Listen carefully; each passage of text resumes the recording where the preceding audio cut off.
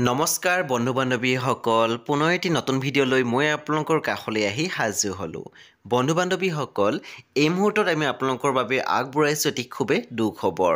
জনপ্ৰিয় অভিনেতা ৰাজীৱ ৰাজনিকক আপোনালোকে সকলোৱে চিনি পায় বহুকেইখন ধাৰাবাহিক আৰু বহুতো প্ৰজেক্টত কাম কৰিছে অভিনেতা ৰাজীৱ ৰাজনিকে কিন্তু এই মুহূৰ্তত আমি আপোনালোকলৈ আগবঢ়াব বিচাৰিছোঁ যে অভিনেতা ৰাজীৱ ৰাজনিক আৰু আমাৰ মাজত নাই হয় বন্ধু বান্ধৱীসকল আপোনালোকে ঠিকে শুনিছে অভিনেতা ৰাজীৱ ৰাজনিক আৰু আমাৰ মাজত নাই আমি জানিব পৰা মতে কেইদিনমান পূৰ্বে দুৰ্ঘটনাত পতিত হৈ নেমকেয়াৰ হস্পিটেলত চিকিৎসাধীন হৈ আছিল ৰাজীৱ কিন্তু আজি হেক নিশ্বাস ত্যাগ কৰিছে অভিনেতা ৰাজীৱ ৰাজনিকে ৰত্নাকৰকে ধৰি কেইবাখনো ছবি আৰু ধাৰাবাহিকত অভিনয় কৰিছিলে অভিনেতাজনে আৰু ভ্ৰাম্যমাণৰো এজন বলিষ্ঠ অভিনেতা আছিল ৰাজীৱ কিন্তু আজি তেখেতে সকলোকে কন্ধুৱাই চিৰবিদায় মাগিলে মৃত্যুৰ খবৰটো অহাৰ পিছত আমি দেখিবলৈ পাইছোঁ অসমৰ অভিনেতা অভিনেত্ৰী শিল্পীসকলে মনৰ দুখত ছ'চিয়েল মিডিয়া মাধ্যমত বহু কথাই লিখিলে